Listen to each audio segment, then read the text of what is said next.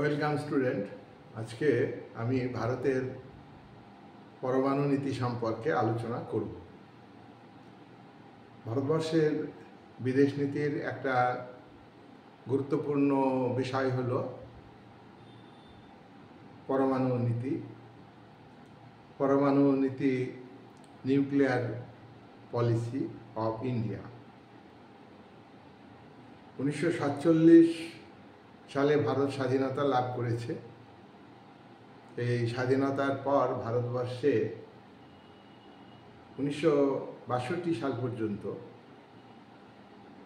ভারত পরমাণু শক্তি বৃদ্ধি করার উপরে কোনো জোর দেয়নি। ভারতের বিদেশ নীতিতে পরমাণু শক্তি বৃদ্ধি এটাকে গুরুত্ব দেওয়া হয়নি, কারণ ভারত সরকার মনে করে যে ভারতে পরমাণু শক্তির প্রয়োজন নেই। ভারত এটা কেন মনে করে? ভারত গান্ধীবাদী নীতির দেশ, অর্থাৎ গান্ধীজির অহিংস নীতি এবং অহিংসা নীতির মাধ্যমে সত্যাগ্রহে পৌঁছানো, অর্থাৎ সত্যে পৌঁছানো, এই আদর্শকে ভারতের রাষ্ট্রনেতারা, ভারত সরকার গুরুত্ব দেন। ভারতের জাতীয় পতাকা আর যে অশোক চক্র আছে এবং তিনটি পতাকার তিনটি কালার, তার বিশেষ অর্থ আছে এবং অশোক চক্রেরও বিশেষ অর্থ আছে। অশোক প্রাচীন ভারতের একজন শাসক ছিলেন। তিনি শান্তিপূর্ণ সহাবস্থানের নীতিতে বিশ্বাস করেন। তিনি সাম্রাজ্যবাদী ছিলেন না। প্রাচীন ভারতের অশোকের নীতিকে ভারতের বিদেশ নীতিতে গুরুত্ব দেওয়া হয়। তাই ভারতবর্ষ অর্থাৎ ইন্ডিয়া এবং তার সরকার ভারতের নিরাপত্তার জন্য পরমাণু শক্তি আবিষ্কার করা, পরমাণু বোমা তৈরি করা, এটা প্রয়োজন আছে বলে মনে করেনি। ভারত সাবেকি প্রথাতে পরমাণু শক্তিকে গুরুত্ব দিয়েছে, অর্থাৎ সাবেকি যে সামরিক প্রয়োজন সেটা কিন্তু বিশেষভাবে পরমাণু শক্তিকে বৃদ্ধি করা দরকার নেই। যে প্রথাগত সামরিক শক্তি, মিলিটারি বাহিনী তৈরি করা, কিছু অস্ত্রপাতি তৈরি করা দেশের নিরাপত্তার জন্যে, এইটাই যথেষ্ট মনে করে। নিউক্লিয়ার পাওয়ার অর্থাৎ পরমাণু শক্তির দরকার নেই। ভারত এই বিষয়টিকে গোপন রাখে যে ভারতের বিদেশ নীতিতে পরমাণু শক্তিকে গুরুত্ব দেওয়া হবে না। ভারতের বিদেশ নীতির প্রথম পর্যায়ে পরমাণু নীতি সম্পর্কে সময় উল্লেখ করা হয়, যেটা 1947 সাল থেকে 1962 সাল, এটা প্রথম পর্যায়ে। পরমাণু শক্তিকে প্রতিরক্ষার কাজে ব্যবহার ভারত করবে না। ভারত পরমাণু শক্তিকে গুরুত্ব দেবে ভারতের ওয়েলফেয়ার করবার জন্য, ভারতের সার্বভৌমত্বকে রক্ষা করবার জন্য এবং ওয়েলফেয়ার করবার জন্য, এবং বিশ্বে কিভাবে শান্তি প্রতিষ্ঠিত করা যায় সেইটা করার জন্যই ভারত পরমাণু শক্তিকে গুরুত্ব দেয়। 1946 সালে অন্তর্বর্তীকালীন সরকারের প্রধানমন্ত্রী জওহরলাল নেহেরু তিনি বলেন যে ভারতের সামরিক শক্তি, মিলিটারি পাওয়ার, পরমাণু শক্তি, নিউক্লিয়ার পাওয়ার, এটা কিন্তু এটা শান্তিপূর্ণ উদ্দেশ্যে ব্যবহার হবে। শান্তিপূর্ণ উদ্দেশ্যে ব্যবহার হবে। একটা রাষ্ট্রে মানে তার মিলিটারি পাওয়ার থাকবে, নিউক্লিয়ার পাওয়ার থাকবে, কিন্তু ভারত রাষ্ট্রের নিউক্লিয়ার পাওয়ার, মিলিটারি পাওয়ারকে কি করতে হবে, মহৎ উদ্দেশ্যে ব্যয় করতে হবে, মহৎ উদ্দেশ্যে কাজে লাগাতে হবে, শান্তিপূর্ণ উদ্দেশ্যে। বিশ্বের কাছে ভারত একটা শান্তিকামী দেশ। ভারত শান্তিপূর্ণ সহাবস্থানের নীতিকে বিশ্বাস করে, প্রতিবেশী তথা বিশ্বের বিভিন্ন দেশের সঙ্গে সুসম্পর্ক বজায় রাখবে আলাপ আলোচনার মাধ্যমে। আন্তর্জাতিক সম্পর্ক, আন্তর্জাতিক রাজনীতিতে ভারত ভূমিকা পালন করবে। নেহরু তাই বলেছেন যে শান্তির জন্য ভারতের পরমাণু শক্তি বৃদ্ধি দরকার। কিন্তু তাই বলে ভারত যে সর্বাধুনিক বৈজ্ঞানিক আবিষ্কার এটা করবে না তা নয়। ভারতের সর্বাধুনিক বৈজ্ঞানিক আবিষ্কার, হাইটেক টেকনোলজি ভারত আবিষ্কার করবে এবং সেটা ভারতের সুরক্ষার কাজে ব্যবহার হবে, বিদেশি আক্রমণকে প্রতিরোধ করবে। নেহরু বিশ্বাস করেন যে ইন্ডিয়া অর্থাৎ ভারত বিজ্ঞান ও প্রযুক্তির উপর ভর করে আধুনিক ভারতে পরিণত হবে। আমাদের ভারত সরকারকে বিজ্ঞান ও প্রযুক্তিকে গুরুত্ব দিতে হবে এবং ভারত একটা উন্নত আধুনিক রাষ্ট্রে যাতে পরিণত হয় সেই চেষ্টা করব। কিন্তু নেহেরু পরমাণু বোমা তৈরির, পরমাণু অস্ত্র তৈরির বিরোধী ছিলেন। কেন জওহরলাল নেহরু পরমাণু বোমা তৈরির বিরোধী ছিলেন? সেক্ষেত্রে বলতে গেলে বিশ্বের উন্নত যেসব দেশ আছে, দেখো ব্রিটেন যুদ্ধে বিধ্বস্ত, ফ্রান্স যুদ্ধে বিধ্বস্ত, দ্বিতীয় মহাযুদ্ধে বিধ্বস্ত হয়ে গেছে, সম্পদ ড্যামেজ হয়েছে, মিলিটারি পাওয়ার ধ্বংস হয়েছে ইত্যাদি। আরেকদিকে হচ্ছে উন্নত বলতে গেলে তখন মার্কিন যুক্তরাষ্ট্র আর সমাজতান্ত্রিক শিবিরের নেতৃত্ব প্রদানকারী পূর্বতন সোভিয়েত ইউনিয়ন কিন্তু উন্নতির দিকে। এখন in the mean time Bharat যখন স্বাধীন হচ্ছে তখন আমেরিকা 1945 সালে পরমাণু বোমার অধিকারী হয়েছে। 1949 সালে সোভিয়েত ইউনিয়ন পরমাণু বোমার অধিকারী হয়েছে। হাইড্রোজেন বোমা 1952 সালে আমেরিকা আবিষ্কার করেছে। হাইড্রোজেন বোমা আবিষ্কার করেছে 1953 সালে সোভিয়েত রাশিয়া। এখন এইসব দেশ শান্তির কথা বলছে, মুখে শান্তির কথা বললেও দুই মহাশক্তিধর রাষ্ট্র, একদিকে পুঁজিবাদী শিবিরের নেতৃত্ব প্রদানকারী ইউএসএসআর, নেতৃত্ব প্রদানকারী USA, united states of America, সে আটলান্টিক মহাসনদ অর্থাৎ সামরিক চুক্তি ন্যাটো তৈরি করেছে। কিন্তু সামরিক জোট আবার সিয়াটো সেন্টো তৈরি করেছে, অন্যদিকে সোভিয়েত রাশিয়া ওয়ারশো চুক্তি করেছে। সব সামরিক জোট পরস্পর বিরোধী। তাহলে বিশ্ব পরিস্থিতি খুব একটা ভালো নয়। কিন্তু এরা বলছে যে পৃথিবীতে শান্তি বজায় রাখতে গেলে পরমাণু শক্তি আবিষ্কার করা যাবে না, মুখে অন্তত বলছে। ভারত এদের বিরুদ্ধে না যাওয়ার জন্যে উন্নত দেশগুলির সুর মিলিয়ে ভারতের প্রধানমন্ত্রী জওহরলাল নেহরু পরমাণু বোমা তৈরির বিরোধী ছিলেন। এটা অর্থাৎ ভারত মনে করে যে আণবিক বোমা তৈরি করা দরকার নেই। এছাড়া পাকিস্তানের সঙ্গে ভারতের সম্পর্ক পরবর্তীকালে যতটা তিক্ত হয়ে ওঠে সেই সময়ে ততটা তিক্ত ছিল না। পাকিস্তানকে সেইভাবে ভারত শত্রু রাষ্ট্র হিসাবে দেখেনি পরবর্তীকালে ভারত রাষ্ট্র হচ্ছে আমাদের শত্রু রাষ্ট্র, চীন আমাদের শত্রু রাষ্ট্র। পরবর্তীকালে আমরা যে ভারত যে পরমাণু বোমা তৈরি করেছে তার প্রেক্ষাপটে আমি বলবো, দেখো এই সময়ে চীনও আমাদের বন্ধু রাষ্ট্র ছিল। চীন 1949 সালে অক্টোবর বিপ্লবের মাধ্যমে মাও জেদুংয়ের নেতৃত্বে স্বাধীনতা লাভ করেছে। চীন পরাধীন ছিল, আমরা 2 বছর আগে স্বাধীনতা লাভ করেছি।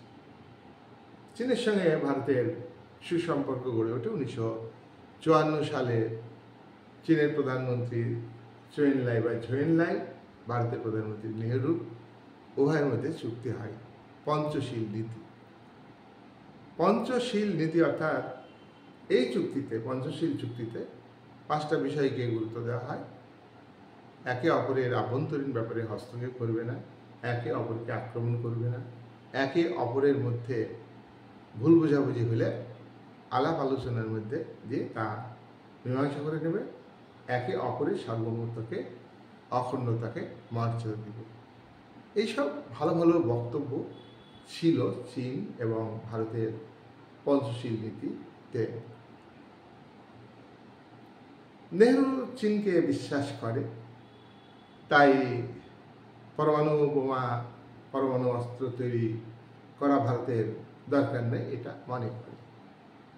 কিন্তু চীনকে ভারত আন্তরিকভাবে বিশ্বাস করতে পারেনি, বন্ধু হিসাবে ভারত গ্রহণ করতে পারেনি। তাই 1957 সালে ভারত প্রথম টম্বেতে পারমাণবিক অস্ত্র কেন্দ্র অপ্সরা উদ্বোধন করে। এই উদ্বোধনে নেহেরু বলেন যে উদ্বোধনের সময় সবসময় আমাদের যে এই উদ্বোধন করা হলো পারমাণবিক কেন্দ্র অপ্সরা, এখান থেকে যে পরমাণু অস্ত্র যদি তৈরি করা হয় সেটা কিন্তু শান্তিপূর্ণ উদ্দেশ্যে ব্যবহার হবে। আমি আগেই বলেছি 1947 থেকে 1962 এই সময়ের মধ্যে ভারত সাবেকি প্রথায় মিলিটারি ফোর্স বৃদ্ধি করেছে দেশের সিকিউরিটি বজায় রাখবার জন্য। উন্নত প্রতিরক্ষা ব্যবস্থা করতে হবে এটা ভারত কিন্তু ভাবেনি। তারপর 1959 সালে চীন তিব্বতের উপর আধিপত্য বিস্তারের উদ্যোগ নিলে চীনের তিব্বতের ধর্মগুরু দালাই মালাই ভারতে চলে আসেন এবং নেহরুর কাছে সাহায্য প্রার্থনা করেন। ভারতের প্রধানমন্ত্রী ভারতের সমকালীন যে সামরিক পাওয়ার এবং অর্থনৈতিক শক্তি, অর্থনৈতিক ক্ষমতা, তাতে করে সহযোগিতা করার মতো পরিস্থিতি ছিল না। তাই দালাই মালাইকে সহযোগিতা করতে ভারত পারেনি। তখন চীনের যে আধিপত্য তিব্বতের উপর, সে আধিপত্য মেনে নেয়। তিব্বতের নিজস্ব সংস্কৃতিকে চীন ভেঙে দেয়। চীনের উপর আর্থিক আধিপত্য, বাণিজ্যিক আধিপত্য, সামরিক আধিপত্য প্রতিষ্ঠিত হয়। এতে ভারত তখন একটা সন্দেহের চোখে দেখে যে আমরা যে পরমাণু বোমা তৈরি করব না, এই নীতিতে আমরা থাকতে পারবো কিনা। হ্যাঁ, ঠিক তাই 1962 সালে চীন ভারতকে আক্রমণ করে এবং এই সময় থেকে ভারত ভাবতে থাকে যে পরমাণু বোমা ভারতকে তৈরি করতে হবে। দেখো, এই যে এই ভাবনা, ভারত ভাবলো, চীন ভারতকে আক্রমণ করলো এবং চীনের কাছে ভারত পরাজিত হয়েছে। চীন আকসাই অঞ্চলকে, লাদাখের আকসাই যে অঞ্চল, সেটা দখল করে নেয় এবং সেখানে তার সেনা মোতায়েন আছে। আজও আকসাই অঞ্চল চীনের দখলে এবং এই আকসাইকে কেন্দ্র করে চীন লাদাখের বিভিন্ন অঞ্চল দখল করতে উদ্যোগী হয়। তখন 62 পর থেকে ভারতকে ভাবতে হয় যে ভারতকে পরমাণু অস্ত্র তৈরি করতে হবে। ভারত যে পরমাণু অস্ত্র তৈরি করার ডিসিশনটা আগে নেয়নি, 62-র আগে নেয়নি, তার কয়েকটা কারণ আছে। 1962 সালের আগে চীনের কাছে আক্রান্ত হয়ে ভারত বাস্তব অভিজ্ঞতা নেয়, তার ফলে ভারত কিন্তু পরমাণু বোমা অস্ত্র তৈরি করে। কিন্তু কি কারণে এই 62 সালের আগে ভারত অস্ত্র তৈরি করল না?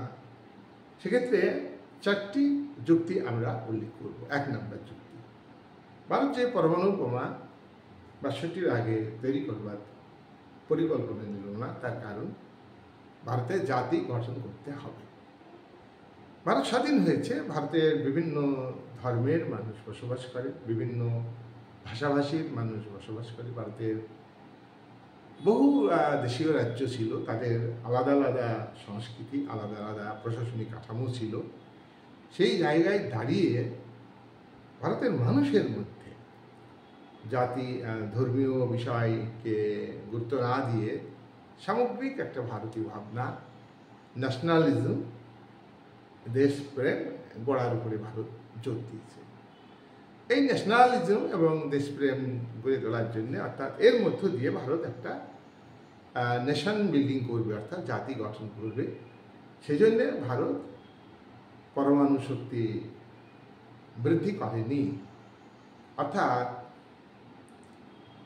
বৃদ্ধি করেনি এই কারণে, একটা জাতি গঠনের জন্য। 2 নম্বর, এখন ভারতকে জাতি গঠন করতে গেলে দেখো, জাতি গঠনের জন্যই ভারত জোট নিরপেক্ষ আন্দোলনের নেতৃত্ব দিয়েছে। জাতি গঠনের জন্যই ভারত সোভিয়েত ইউনিয়নের জোটের সহযোগিতা কামনা করেছে, যার জন্যে মার্কিন জোটে যোগ দেয়নি। আবার জাতি গঠনের জন্যে সোভিয়েত ইউনিয়নের জোটে যোগ দেয়নি, মার্কিন যুক্তরাষ্ট্রের কাছে সাহায্য কামনা করেছে। অর্থাৎ উভয় শিবির কাছ থেকে সহযোগিতা নিয়ে ভারতের জাতি গঠিত হবে। এখন জাতি গঠনের ক্ষেত্রে উন্নত দেশের সহযোগিতা দরকার। সেই কারণে ভারত কিন্তু পরমাণু বোমা তৈরির কথা ভাবেনি, পারমাণবিক শক্তি বৃদ্ধির উপর গুরুত্ব দেয়নি, আধুনিক পারমাণবিক শক্তি বৃদ্ধিকে অবহেলা করেছে। নাম্বার 3 নম্বর হচ্ছে যে বিভিন্ন দেশ ভাবে যে ভারত একটা শান্তির দেশ। এখানে গান্ধীজির একটা পার্সোনাল ক্যারিজমা ছিল, তার যে ইডিওলজি এটা বিশ্বব্যাপী সম্প্রসারিত। তাহলে সেই দেশের গান্ধীজির দেশ ভারত। তাই এখানে একটা মানে কি বলবো, এখানে পরমাণুকে গুরুত্ব দেবে। গান্ধীজির আদর্শ ছিল যে অহিংসার পথে সত্যে পৌঁছানো, কোনো মতেই হিংসার পথ নেওয়া যাবে না, সে বিদেশ নীতির ক্ষেত্রেই হোক, আভ্যন্তরীণ নীতির ক্ষেত্রেই হোক। তো বিভিন্ন দেশ কিন্তু ভাবে যে গান্ধীজির দেশ, তাই এই ভারতবর্ষ হচ্ছে গান্ধীবাদী শান্তির দেশ, এরা অশোকের দেশ। তাই বিভিন্ন দেশের কথা ভেবে ভারত বিভিন্ন দেশের একটা মানে মতামত যাতে ভারতের ফেভারে থাকে, সেই কারণে ভারত পরমাণু বোমা তৈরি করার কথা ভাববে। প্রতিরক্ষাকে, আধুনিক প্রতিরক্ষাকে গুরুত্ব দেয়নি। 4 নম্বর কারণ হলো যে সমকালীন পরিস্থিতিতে দেখো, সমকালীন পরিস্থিতিতে পাকিস্তান হানাদার বাহিনী কাশ্মীর রাজ্যকে আক্রমণ করেছে, রাজা হরি সিং পালিয়ে এসছে, তিনি সই করেছেন কাশ্মীর ভারতের অবিচ্ছেদ্য অংশ। কিন্তু ভারত তো যে অংশটা পাকিস্তানের হানাদার বাহিনী ইতিপূর্বেই দখল করে নিয়েছে, সেটা আজাদ কাশ্মীর, এটা এবং পাকিস্তানের অধীনে। সেটা যদি ভারত কেড়ে নিত, তাহলে পাকিস্তানের সঙ্গে সম্পর্কটা খুব তিক্ত হতো। পাকিস্তান পরবর্তীকালে আমাদের ছিল শত্রু, কিন্তু সেই সময়ে তেমন কোনো শত্রু না। প্রতিবেশী রাষ্ট্র নেপাল, ভুটান, এই সমস্ত দেশের সঙ্গে, শ্রীলঙ্কার সঙ্গে এবং চীনের সঙ্গেও স্বাভাবিক সম্পর্ক ছিল। স্বাভাবিক সম্পর্ক ছিল বলেই তো চীনের রাষ্ট্রনায়ক এবং ভারতের রাষ্ট্রনায়ক 1954 সালে যে পঞ্চশীল চুক্তি সেটা হয়েছিল, কি তাই তো? তাহলে আমরা দেখছি যে আমাদের প্রতিবেশী যে রাষ্ট্রগুলি তেমন মারমুখী না, তেমন আগ্রাসী নয় যে ভারতকে আক্রমণ করবে। এটা ভেবে ভারত পরমাণু শক্তি বৃদ্ধির কথা ভাবেনি। তাহলে এই 4টি পয়েন্টে আমরা আলোচনা করলাম ভারত কেন পরমাণু শক্তিকে গুরুত্ব দেয়নি। এবার আমরা দেখবো যে ভারত যে নীতিটা নিয়েছে, হ্যাঁ, তার সার্বভৌমত্ব রক্ষার জন্য যেসব peaceful co existence policy, peace policy international ক্ষেত্রে এই যে ভূমিকা ভারতের সিদ্ধান্ত, এটা কতটা সত্যি, এই যে 4টি বক্তব্য ভারত তুলে ধরল, এটা কিন্তু বাস্তবসম্মত নয়। কোন দেশ আমাকে সমর্থন করবে না আর আমি কোন দেশ আমাকে সমর্থন করবে না তার ভিত্তিতে আমি পরমাণু শক্তি বৃদ্ধি করব না? আমার প্রতিবেশী রাষ্ট্র পাকিস্তান দ্বিজাতি তত্ত্বের উপরে ভিত্তি করে গড়ে উঠেছে। পাকিস্তান আমার শত্রু দেশে পরিণত হবে না, এটা ভারতের বিদেশ নীতিতে ভাবা ঠিক হয়েছে? ঠিক হয়। 4টি যুক্তি কিন্তু নেশন বিল্ডিং নিজের দায়িত্ব। দেশের পলিটিক্যাল কালচার গড়ে তুলতে হবে, পলিটিক্যাল সোশ্যালাইজেশনকে, মানে সোশ্যালাইজেশনের যে মাধ্যমগুলি আছে, পরিবার, শিক্ষা প্রতিষ্ঠান, গণমাধ্যম, এগুলোর উপরে মানে কি বলবো, বিভিন্ন পলিটিক্যাল পার্টি আদর্শ, এগুলোর মধ্যে দিয়ে নেশন বিল্ডিং করতে হবে। কিন্তু অন্যের উপর ভরসা করে আমাদের দেশের ডিফেন্সকে দুর্বল রেখে জাতি গঠনের যে সিদ্ধান্ত, সেটা ঠিক হয়। জোট নিরপেক্ষ আন্দোলনে জাতি গঠন, কিন্তু তাহলে ভারতবর্ষের বিদেশ নীতিতে নয়া উপনিবেশবাদ, নয়া সাম্রাজ্যবাদের বিরুদ্ধে ভারত লড়বে, জোট নিরপেক্ষ আন্দোলনের একটা আদর্শ, তাহলে সেটাকে ঠিক হলো, স্ববিরোধী হয়ে যাচ্ছে। তাই ভারতবর্ষের বিদেশ নীতিতে একটা ত্রুটি আমরা লক্ষ্য করি। তাই ভারতবর্ষের যে 1947 থেকে 1962 সাল, এই যে সময়কাল, ভারতের ফরেন পলিসি যথাযথ নয়, এ কথা প্রমাণ হলো কখন? এই যে যথাযথ নয় প্রমাণ হলো 1962 চীন ভারত যুদ্ধে। চীন ভারত ভাই ভাই, এই ছিল স্লোগান। চীন ভারত যুদ্ধ, চীন ভারত ভাই ভাই, এই বক্তব্য কি টিকলো না। প্রতিরক্ষার উপর গুরুত্ব না দিয়ে, ডিফেন্সকে গুরুত্ব না দিয়ে ইন্ডিয়া খুবই ভুল করেছে। ইন্ডিয়াকে খেসারত দিতে হলো, যুদ্ধে ভারত পরাজিত হয়েছে বলেই আকসাই অঞ্চল, লাদাখের আকসাই অঞ্চল ছেড়ে দিতে হয়েছে। এবং চীন ভারতের এই ভুলের থেকে আকসাই মাটিকে ব্যবহার করে গোটা লাদাখে ড্রাগন বাহিনী অত্যাচার করছে, ড্রাগন বাহিনী দখল করবার চেষ্টা করছে। লাদাখে ইন্ডিয়া গভর্নমেন্ট এখন বহু প্রজেক্ট তৈরি করছে, পাহাড় কেটে, বরফ কেটে ট্রেন লাইন তৈরি করছে, মিলিটারি ক্যাম্প তৈরি করছে, স্থায়ীভাবে রাস্তা তৈরি করছে। এই ভুলের জন্য প্রতিরক্ষাকে যদি শক্ত করা যেত, তাহলে চীনের কাছে মাথা নত করতে হতো না, চীনকে আমাদের লাদাখের একটা অংশ, আকসাই অঞ্চল ছেড়ে দিতে হতো না। তাহলে ভারতের ফরেন পলিসিতে নিউক্লিয়ার পাওয়ারকে গুরুত্ব না দিয়ে কতটা ভুল করেছে সে কথা প্রমাণ হয়ে গেছে চীন ভারত যুদ্ধে, এবং ভারত সেখানে পরাজিত হয়েছে।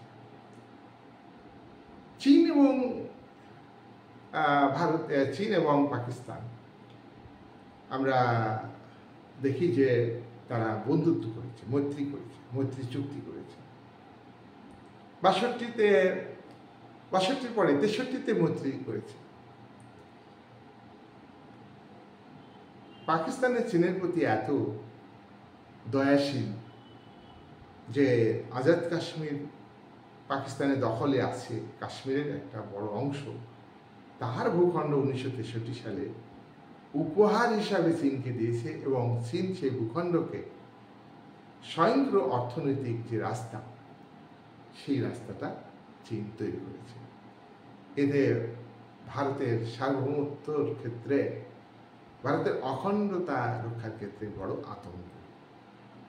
কাশ্মীর আগামী দিনে যে দখল নিবে না, পাকিস্তান সবসময় দাবি করছে যে কাশ্মীর আমাদের, চীন সেখানে সমর্থন করছে।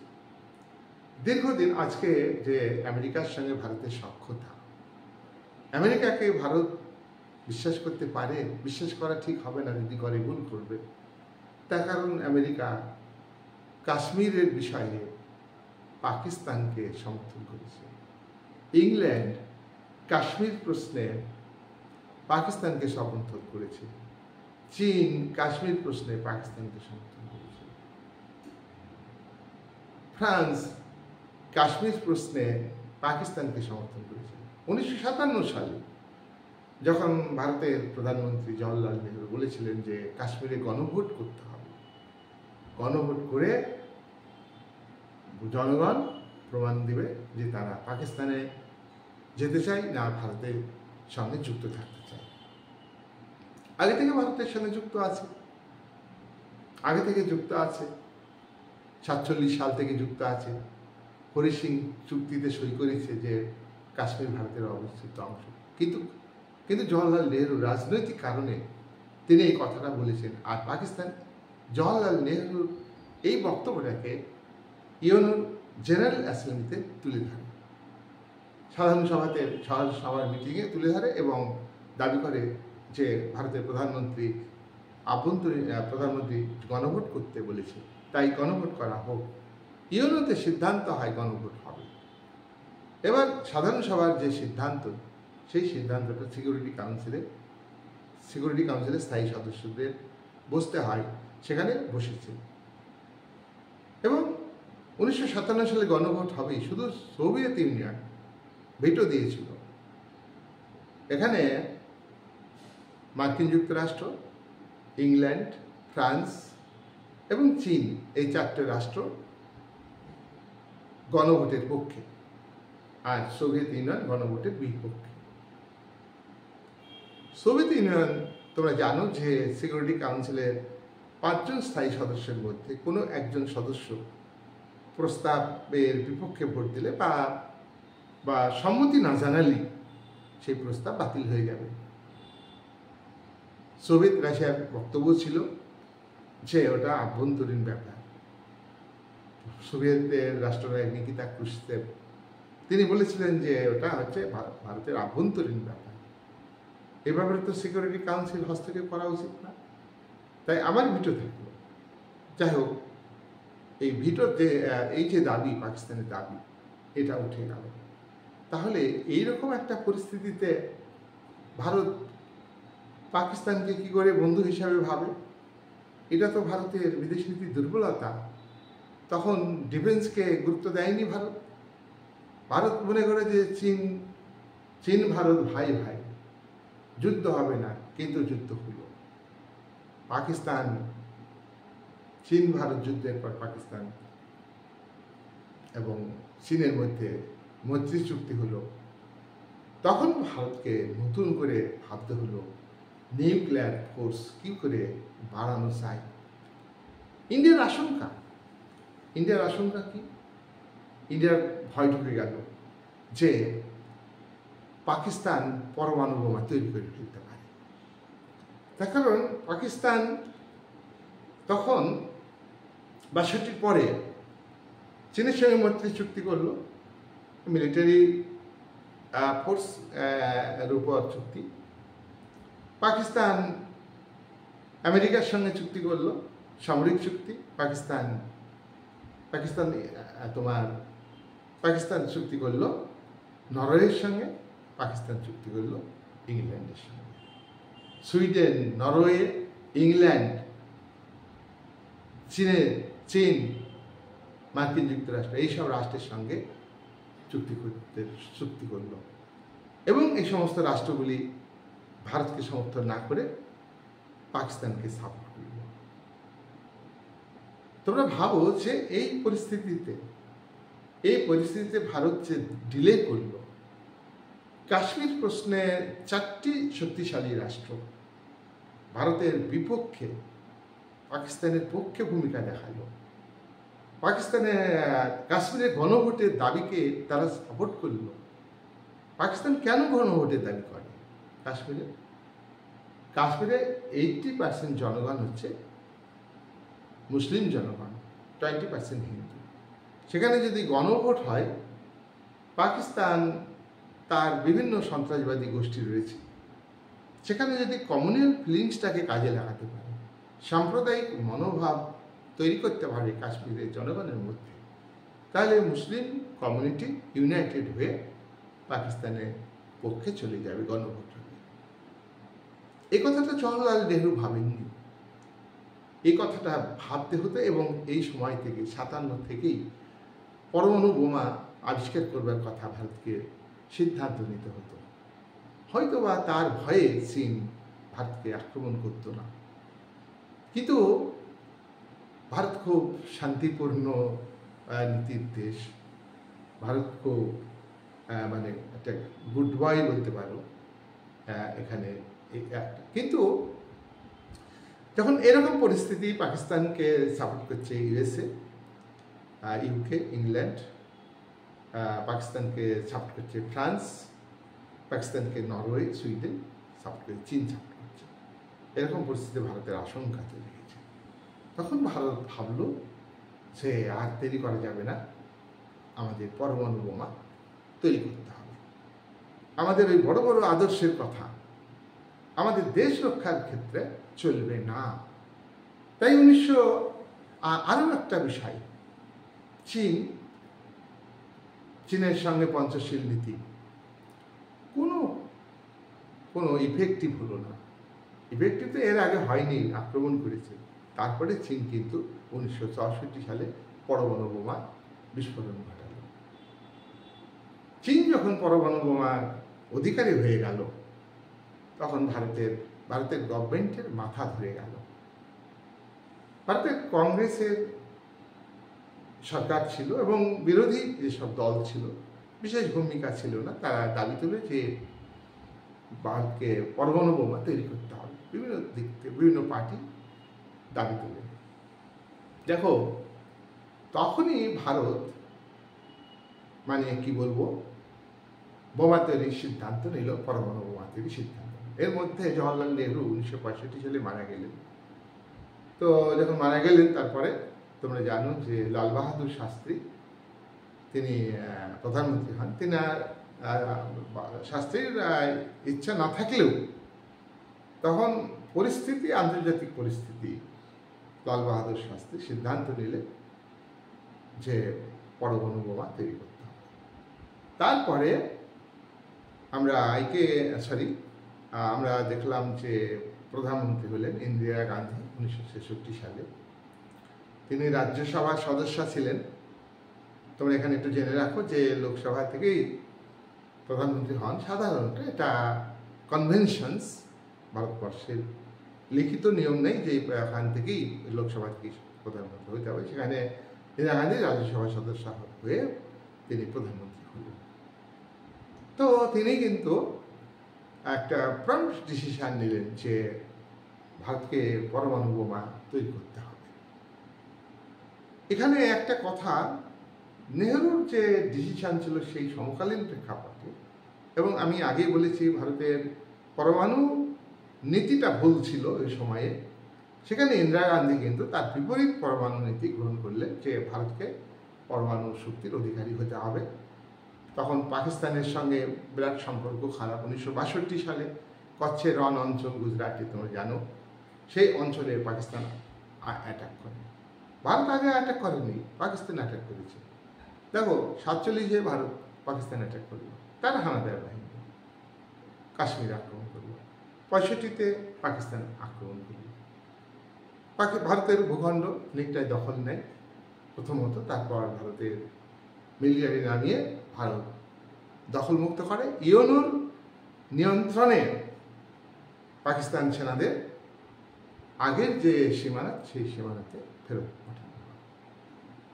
এটা খুব একজন ভারতবাসী হিসাবে আমাদের খুব লজ্জা লাগছে, আলোচনা করতেও লজ্জা লাগছে। এখনকার জেনারেশন শুনলে তাদের খুব কষ্ট হবে আমি জানি। তো পাকিস্তানকে যোগ্য জবাব ভারতের সেনাবাহিনী দিয়ে দিয়েছে।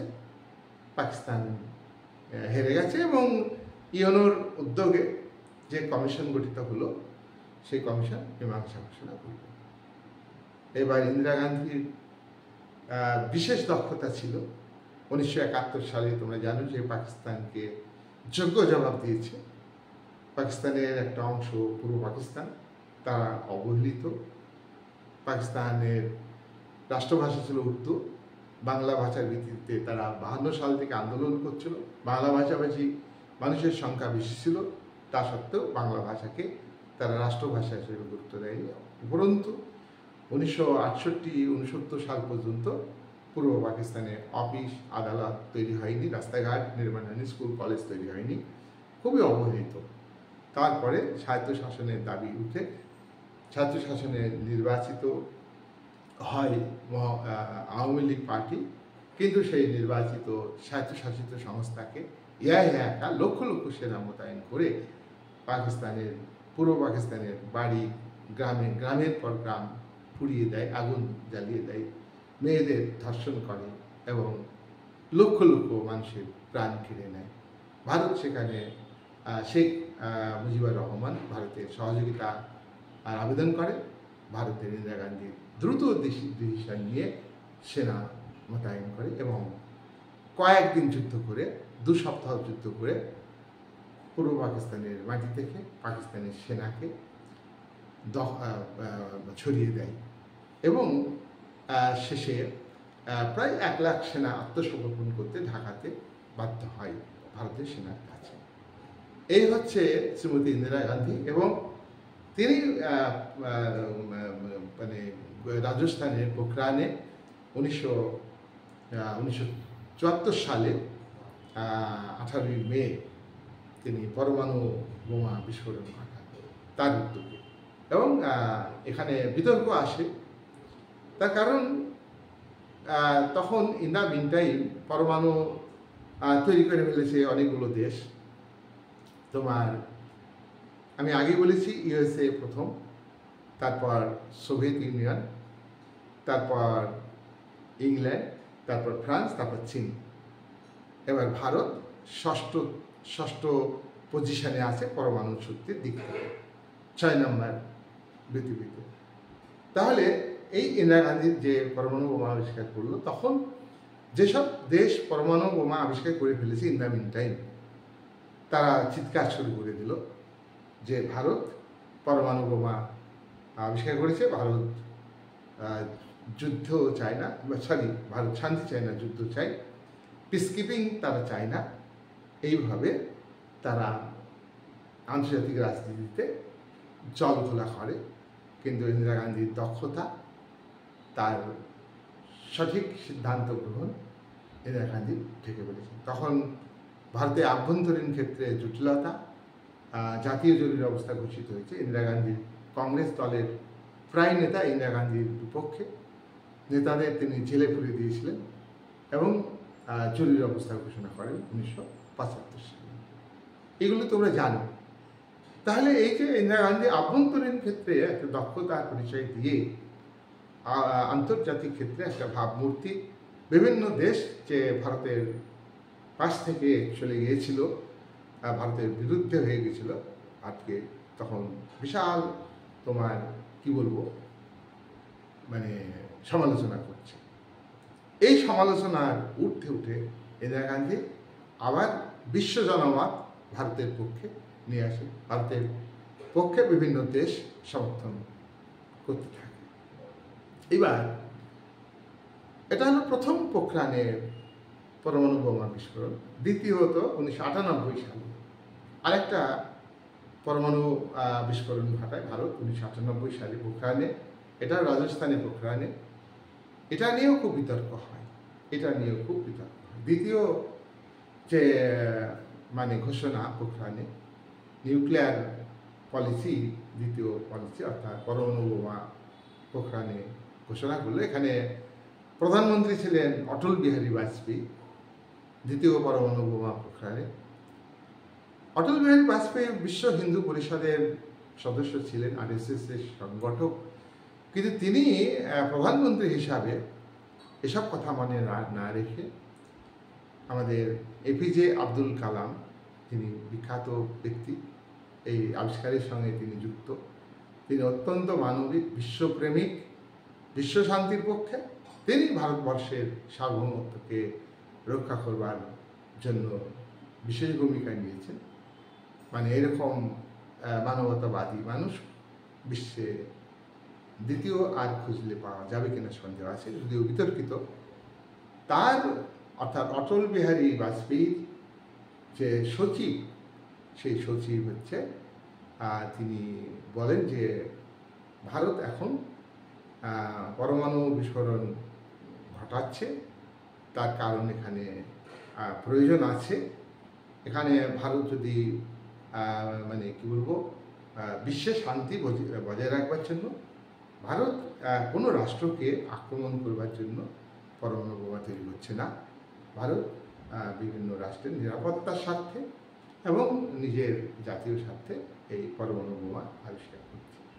ভারতের পরমাণু বোমার আবিষ্কারের ক্ষেত্রে যে সিদ্ধান্ত নিয়েছে, যে দেশের নিরাপত্তাকে বজায় রাখতে গেলে আমাদের প্রতিবেশী রাষ্ট্র, চিরশত্রু হচ্ছে পাকিস্তান, তাকে 100% সাপোর্ট করে চীন। চীন নিজে ভারতের বিভিন্ন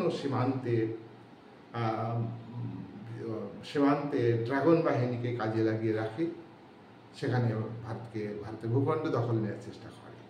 অরুণাচল প্রদেশ, 7 সিস্টারকে, পূর্ব ভারতে যে 7টা রাজ্য, অরুণাচল প্রদেশ, মেঘালয়, মিজোরাম, ত্রিপুরা, মণিপুর, আসাম, এই যে রাজ্যগুলি বিচ্ছিন্ন করে দিতে যায় ভারতের বাংলাদেশের মাধ্যমে, বাংলাদেশের মাটিকে সে চীন ব্যবহার করতে চাইছে এবং চিকেন নেকের গলা কেটে এই 7টা রাজ্যকে সে নিজে নিয়ন্ত্রণে আনতে চাইছে। এহেন পরিস্থিতিতে আমাদের পরমাণু বোমা আবিষ্কারের উপর যে বিশেষভাবে গুরুত্ব দিতে হবে, এই শক্তিকে বাড়াতে হবে, সে বিষয়ে সন্দেহ নেই। এবার ভারত যে তার বিদেশ নীতিতে শান্তি প্রতিষ্ঠার বিষয়কে গুরুত্ব দিয়েছে, তার পাশাপাশি তার নিজের সার্বভৌমত্ব এবং প্রতিরক্ষাকে মজবুত করবার জন্য চীনের আগ্রাসী মনোভাবকে রুখে দেওয়ার জন্যে, চীনের আগ্রাসী নীতির কাছ থেকে ভারতকে রক্ষা করতে হবে। আবার চীন মনে করে যে সেই 62র ভারত আছে, কিন্তু সেটা সম্ভব না। এবার কি কারণে এবার দ্বিতীয় যে পোখরানে বোমা বিস্ফোরণ হলো, সেটা 1998 সালে 11 মে 11 থেকে 13 তারিখ। কি কারণে ভারত এই অবস্থা নিল, সেই কারণগুলো আমি এখন তুলে দেবো। 1 নাম্বার, দেখো, ইন্ডিয়া নিজের ইন্টারেস্ট নিশ্চিত করতে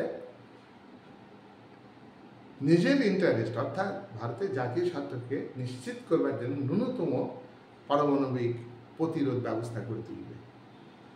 ন্যূনতম, আজকে যদি ভারত ন্যূনতম প্রতিরোধ ব্যবস্থা করে না তুলে, তাহলে পাকিস্তান ভারত দখল নিয়ে নেবে, কাশ্মীর দখল নিয়ে নেবে, চীন দখল নিয়ে নেবে। সুতরাং ন্যূনতম মানে একটা প্রতিরোধ ব্যবস্থা ভারতকে গড়ে তুলতে হবে, এটা ভারতের যুক্তি নাম্বার 2। 2 নম্বর যুক্তি হলো যে ইন্ডিয়া আগে কোনো পরমাণু বোমা ইউজ করবে না। কোনো দেশের উপর ইন্ডিয়া নিজে আগে থেকেই পরমাণু বোমা ব্যবহার করবে না, এটা ইন্ডিয়ার নিউক্লিয়ার পলিসিতে বলা হবে।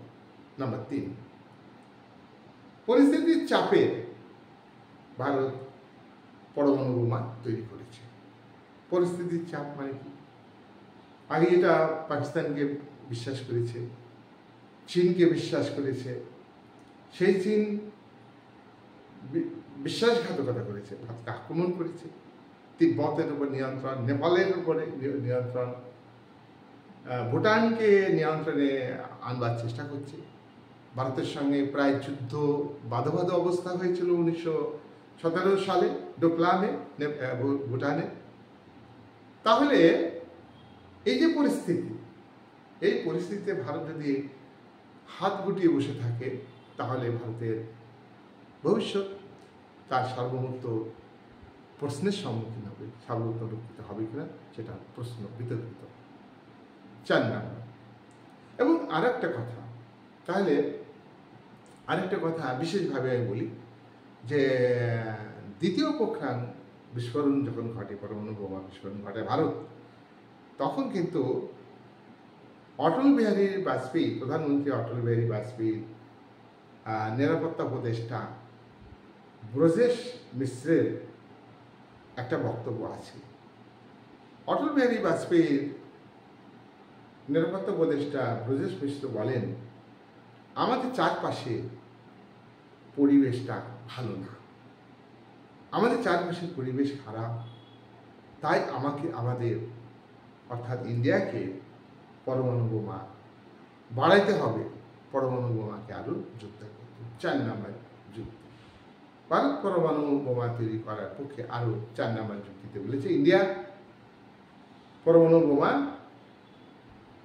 যেসব রাষ্ট্রে পরমাণু বোমা নেই তার উপরে ইউজ করবে না, তারপরে ইমপ্লিমেন্ট করবে না।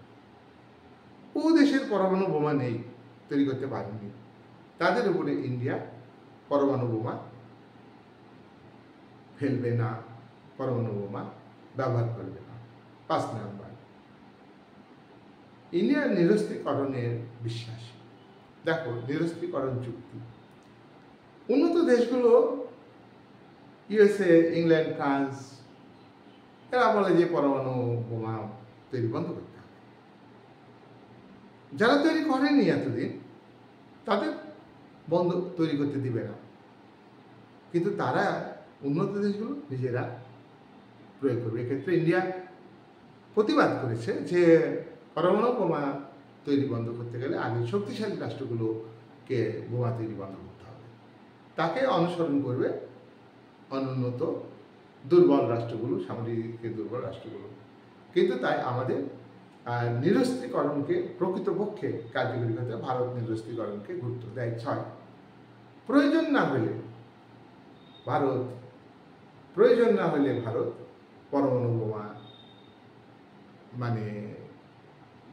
গবেষণা করবে না, কিন্তু যখনই প্রয়োজন হবে পরমাণু বোমার ব্যাপারে ভারত কিন্তু গবেষণা করবে।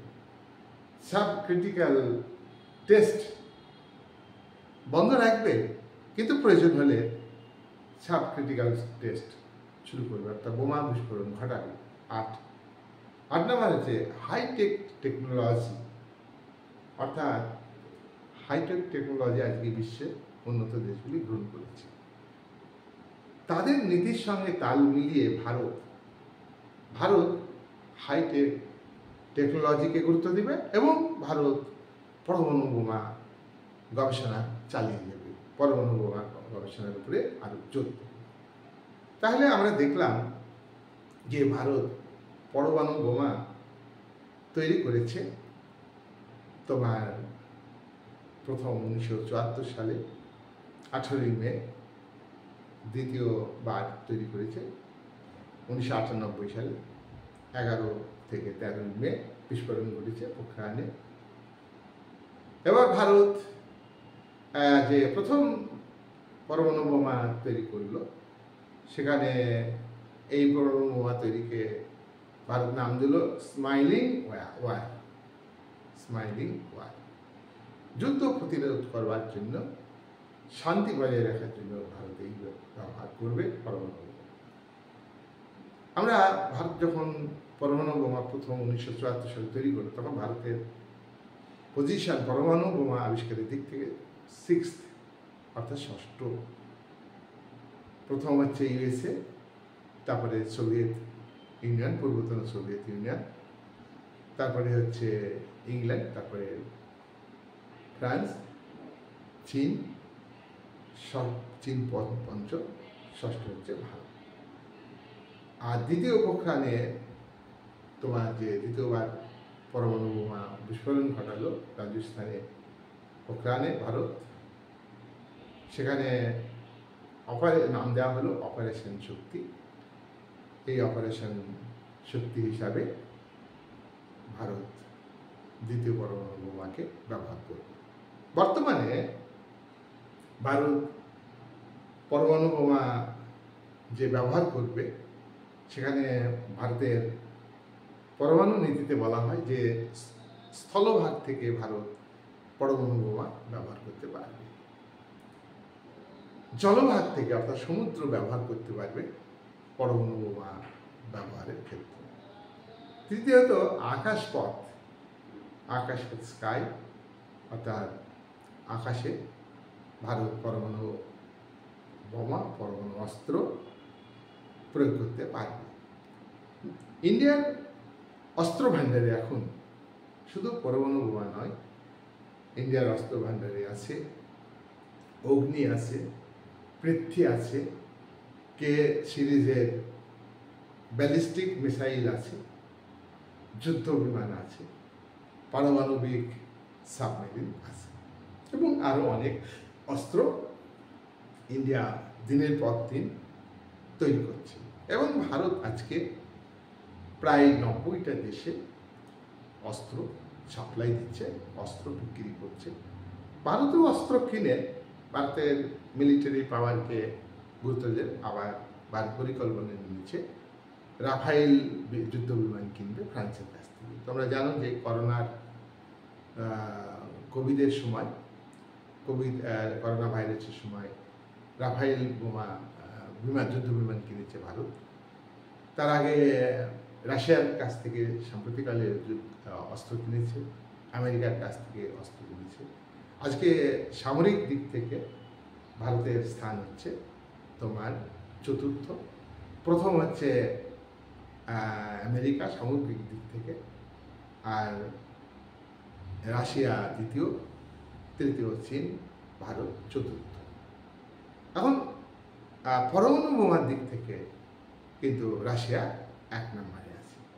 পরমাণু বোমার সংখ্যা রাশিয়ার সব থেকে বেশি, তারপরে আমেরিকা, তারপরে চীনের, তারপরে তোমার আমাদের না ভুল হচ্ছে, তারপরে আমাদের যা হোক ভারতের হাতে পরমাণু বোমার সংখ্যা খুব বেশি না। তারপরে ইংল্যান্ডের হাতে পরমাণু বোমার সংখ্যা খুব একটা বেশি না, ফ্রান্সের কাছে খুব একটা বেশি না। বেশি হলো সব থেকে রাশিয়ার হাতে, তারপরে রাশিয়ার 7,000-এর উপরে পরমাণু বোমা আছে।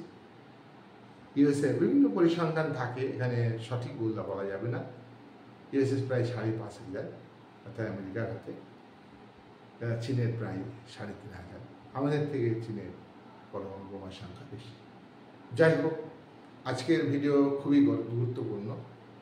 আজকের যে ভারতের নিউক্লিয়ার পলিসি, এটা অত্যন্ত তাৎপর্যপূর্ণ। দেশ বাঁচলে ভারতের 142 কোটি মানুষ বাঁচবে, দেশ আগে। তাই ভারতবর্ষের আভ্যন্তরীণ ক্ষেত্রে বিভিন্ন ধর্মীয় সম্প্রদায়ের মানুষ, বিশেষ করে সংখ্যালঘু সম্প্রদায়ের মানুষরা আতঙ্কে থাকেন।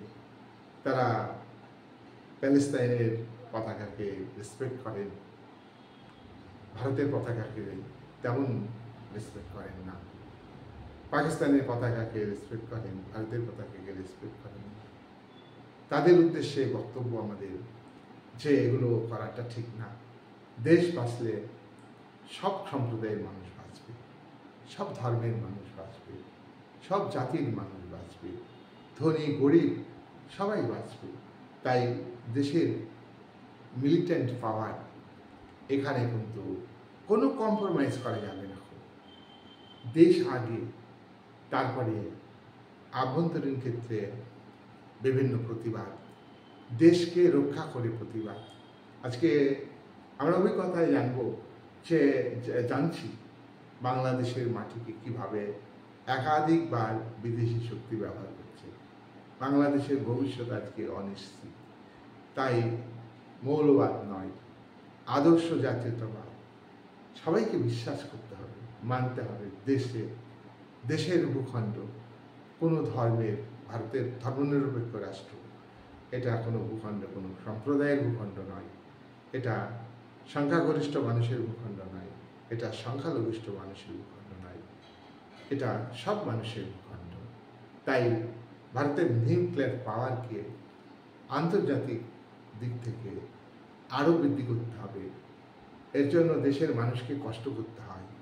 তার কারণ আজকে শুধু ভারত নয় যে ন্যাশনাল ফোর্সকে, ন্যাশনাল পাওয়ারকে বৃদ্ধি করবার জন্য, ন্যাশনাল ইন্টারেস্টকে রক্ষা করবার জন্য মিলিটারি পারপাসে, অর্থাৎ নিউক্লিয়ার বোমা বা অগ্নিবৃত্তি যাই বলি না কেন, 70% উপরে ব্যয় করতে হয়। 30% আয় হচ্ছে ন্যাশনাল ইনকামের, 30% ব্যয় হয় উন্নয়ন খাতে, ওয়েলফেয়ারে, আর 70% মিলিটারি পারপাসে, মিলিটারি পাওয়ারকে বৃদ্ধি করবার জন্য ব্যয় হয়। আর এই 30%-এর মধ্যে তোমার তারপরেও করাপশনের কারণে জনগণের উন্নয়ন হয় না। তাই উন্নয়নের হার রিয়ালি কিন্তু খুব কম। এখানে আমাদের দেশে রাজীব গান্ধী একজন প্রধানমন্ত্রী ছিলেন, তিনি নিজেই বলেছিলেন যে 100%-এর মধ্যে 15%, অর্থাৎ 15% গ্রাসরুটে কাজ হয়, কল্যাণমূলক কাজ হয়, বাকি 85% বাষ্প হয়ে যায়, মানে কি করাপশন হয়ে যায়। অর্থাৎ আর্থিক যে দুর্নীতি, সেই দুর্নীতি রাজনৈতিক প্রশাসক তারা যুক্ত, পাশাপাশি অরাজনৈতিক প্রশাসক। ব্যক্তিগতভাবে কেউ রাজনৈতিক প্রশাসক ভালো থাকতে পারে, ব্যক্তিগতভাবে কেউ অরাজনৈতিক প্রশাসক ভালো থাকতে পারে, কিন্তু এখানে ব্যক্তি বড় নয়, সিস্টেম বড়। তাই সিস্টেমের শোষণ বঞ্চনা আছে। যাই হোক, আগামী দিনে ভারতবর্ষের ম্যাপটা যেন ঠিক থাকে, এটা আমাদের মনে রাখতে হবে। ধর্মীয় কারণে 7 সিস্টার বাংলাদেশের সঙ্গে যুক্ত হয়ে যায়, চীন দখল করে নেবে, পাকিস্তান দখল করে নেবে, এই যাদের ধারণা, এই ধারণা খুবই সংকীর্ণ ধারণা, ত্যাগ করতে হবে। আর কাশ্মীর যে ধর্মের মানুষই বসবাস করে তারা ভারতীয়, সুতরাং তারা কাশ্মীরি নন, তারা ইন্ডিয়ান। সুতরাং তাদের স্বার্থ রক্ষার জন্যে পাকিস্তানের পতাকাকে সম্মান ও মর্যাদা দেওয়া এটা ঠিক না। কোনো দেশের পতাকা, কোনো দেশের জাতিকে ঘৃণা করা ঠিক না।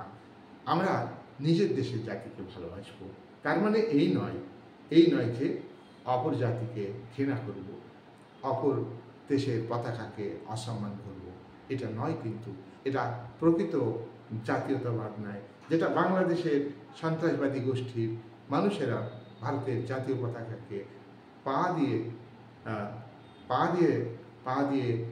পায়ের তলায় রেখে তা দলাই মালাই করেছে। এটা কিন্তু খুব ম্যাটার অফ প্রেস্টিজ একটা স্টেটের কাছে। তাই আমরা আজকের ভিডিওটাকে ভালো করে গুরুত্ব দিয়ে শুনবো, এই বলে আজকের আলোচনা আমি শেষ করলাম।